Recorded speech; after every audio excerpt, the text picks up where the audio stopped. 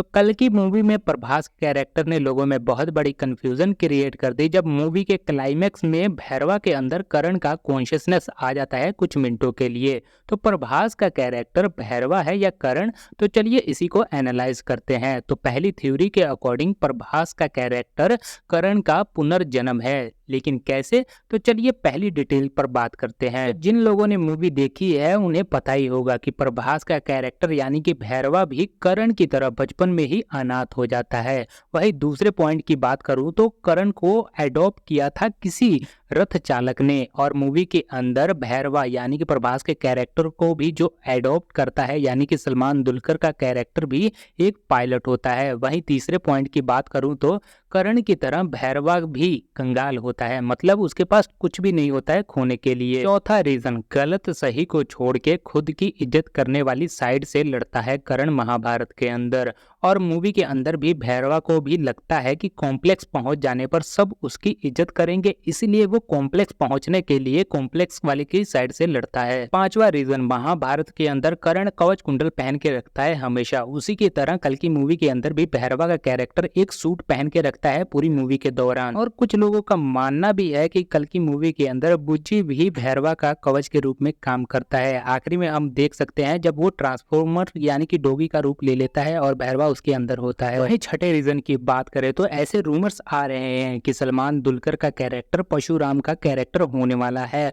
और जैसे कि हम जानते हैं कि परशुराम 7 चिरंजीवियों में से एक होते हैं, इसलिए जब भैरवा छोटे से बड़ा हो जाता है फिर भी सलमान दुलकर के कैरेक्टर की एज थोड़ी भी नहीं बढ़ती है। आप उनकी शक्ल से देख सकते हो करण को परशुराम ने ट्रेंड किया था, और कल की मूवी में पायलट यानी कि सलमान दुलकर ने ही भैरवा को ट्रेंड करता है जो परशुराम माने जा रहे हैं। और जैसे कि हम जानते हैं कि महाभारत के अंदर करण को ट्रेंड करने वाले और कोई नहीं बल्कि परशुराम ही होते हैं। वहीं सातवें रीजन की बात करें तो हम जानते हैं कि करण को सूत पुत्र यानी कि सूर्य का पुत्र भी कहा जाता है, और कल की मूवी के अंदर जिस सीन में भी भैरवा का कैरेक्टर आता है उसमें सूर्य देव को एज ए मेटाफर दिखाया गया है। ये सभी चीजें हिंट देती हैं कि प्रभास का कैरेक्टर भैरवा नहीं बल्कि करण का कैरेक्टर है। आठवीं थ्योरी की बात करें तो करण का विजय धनुष हमेशा से अश्वत्थामा के हाथ में होता है, लेकिन उसकी पावर एक्टिव नहीं होती है, लेकिन जैसे ही भैरवा के हाथ में जाती है उसकी पावर एक्टिव हो जाती है, और इसीलिए सभी लोग भैरवा के कैरेक्टर को करण का पुनर्जन्म मानते हैं। लेकिन इससे रिलेटेड मेरे पास एक और इंफॉर्मेशन है। तो इस थ्योरी के अकॉर्डिंग प्रभास का कैरेक्टर करण का पुनर्जन्म नहीं बल्कि शिव का अवतार भैरवा ही है। तो पुराणों के मुताबिक विजय धनुष का इस्तेमाल शिव जी ने असुरों का नाश करने के लिए किया था, और उसके बाद उन्होंने ये विजय धनुष परशुराम को दिया था, और परशुराम ने ये विजय धनुष फिर करण को दिया था। यानी कि इस विजय धनुष के असली मालिक शिव जी हैं, और शिव जी का अवतार भैरवा है, इसीलिए वो विजय धनुष की पावर का इस्तेमाल कर पाता है। और वही मूवी के अंदर हम देख भी सकते हैं कि पहले भाग के अंदर प्रभास के कैरेक्टर को ज्यादा से ज्यादा भैरवा के रूप में बिल्डअप दिया गया है, जैसे कि ये भैरवा की मूर्ति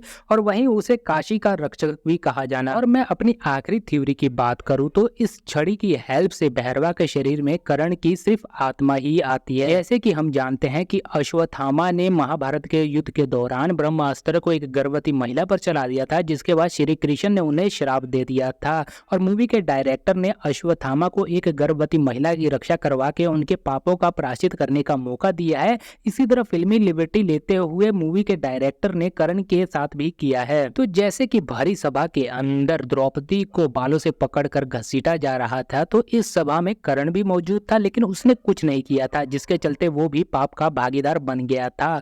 और इस मूवी की एंडिंग में हम देखते हैं कि कमांडर मानस भी सुमति को बालों से पकड़कर घसीटता हुआ लेकर जाता है, तभी विजय धनुष भैरवा के हाथ को छूती है और करण की आत्मा उसके अंदर आ जाती है। उसके बाद करण की आत्मा कमांडर मानस को मारकर और सुमति की रक्षा करके अपने पापों का प्रायश्चित करता है। इस तरह मूवी के डायरेक्टर ने शायद फिल्मी लिबर्टी लेते हुए करण के आर्क को भी पूरा कर दिया है। तो आपको मेरी इन सारी थ्योरियों में से कौन सी थ्योरी सबसे ज्यादा सही लगती है नीचे कमेंट बॉक्स में जरूर बताइएगा, या फिर आपकी अपनी खुद की थ्योरी है कि प्रभास का कैरेक्टर भैरवा है या करण? जो भी हो आपका ओपिनियन हमें नीचे कमेंट बॉक्स में जरूर बताइएगा, और ऐसी वीडियो देखने के लिए चैनल को सब्सक्राइब कर लीजिएगा। मिलते हैं अगले वीडियो में, तब तक के लिए जय हिंद, वंदे मातरम।